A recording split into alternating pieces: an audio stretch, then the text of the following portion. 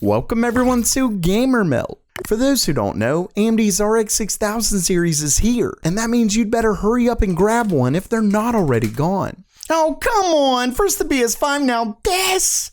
I'll have affiliate links in the description which don't cost anything more but helps the channel out. Anyway, I was lucky enough that AMD sent both GPUs out, and a thanks for that.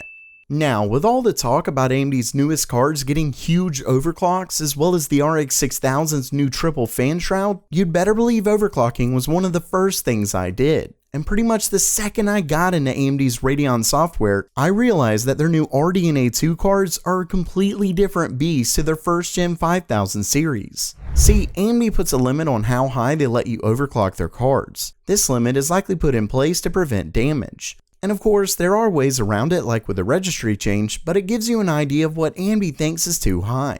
Anyway, when I stuck my 6800 XT in, the limit was a whopping 2800 megahertz. 2800 people. For comparison, the 5700 XT was limited to 2150 megahertz. That's a difference of 650 megahertz. And the 6800 XT has nearly double the cores. So I knew right then that the RX 6000 series is nothing like AMD's first gen RDNA cards. And the overclocking did not disappoint.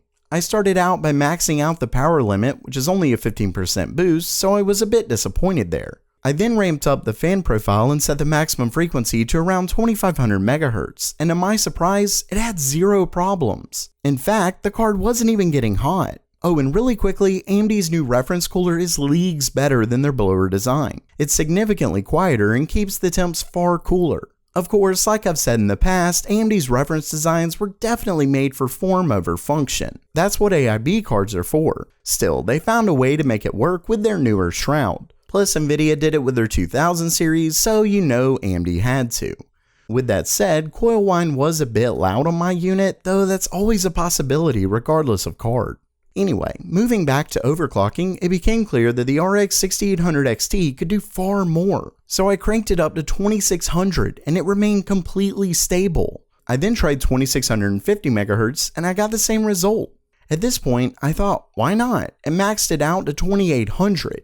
And it finally crashed. That's fine though. Through a ton of trial and error, I quickly found out that 2700 MHz was good for most games, but 2675 MHz was far more stable. And that's a massive difference between the 6800 XT's rated gaming clock and even boost clock for that matter. Now you'll also notice that Wattman has a minimum frequency, and I will say that the clocks would go all over the place, so I started moving this up. And what's interesting about their minimum clock is that it's really only the minimum frequency when your GPU is performing a serious task like gaming, which isn't a bad thing. You don't need your GPU at 2500 MHz while surfing the web. Here's the issue though, even when gaming, it likes to ignore the minimum. I mean, why AMD? If it crashes, that's fine. Let it. This is overclocking. Don't give me settings that feel like they don't work. So yeah, if you can't tell, that's one major annoyance I have with their overclocking. And as of now, I've had zero luck getting MSI's Afterburner to work, so here we are. I will say that increasing it does increase the clock, but it can magically dip below the quote minimum.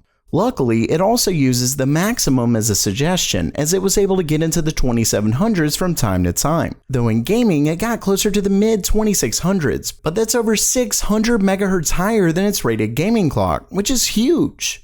Really quickly, I wanted to interject. I actually took down today's video, even though it's getting plenty of thumbs up, things like that, because for some reason I did not include this. It was a mostly stable overclock at 2675. The one issue I had was in 3D Mark's Time Spy. It would crash fairly quickly through it, but every actual game I played, it did great, zero artifacting or anything like that. But here's the thing, at 2525 minimum and 2625 maximum, 3D Mark's Time Spy itself even ran great. So that's still amazing. Another thing to note is that the minimum has to be at least 100 MHz lower than the maximum frequency, or the software will just switch it back. I get it though, it has to have some wiggle room, though it has even more because it can just ignore everything. Now at this point, I do have to admit that I was pretty shocked to learn that I could get a minimum of 2575 MHz and still have a decently stable overclock. From here, the non-blower style cooler really began to shine. Even at 100% usage, the 6800 XT mostly stayed in the 70s and 80s range, though it touched the 90s once or twice. Still, this is a GPU and they can take quite a bit of heat. So with all of that out of the way, let's talk performance.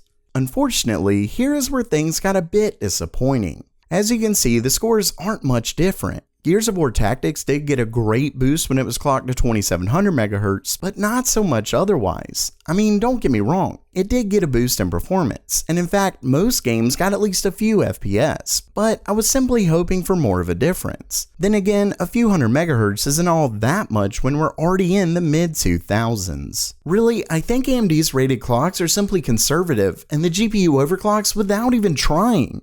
At the end of the day, AMD's RX 6000 series is an overclocking monster. Let's just say I'm really excited for AIB cards, and maybe I'll get to try out some custom water cooling.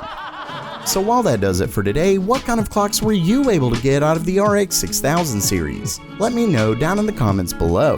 And if you liked the video, please subscribe. And as always, have a great day.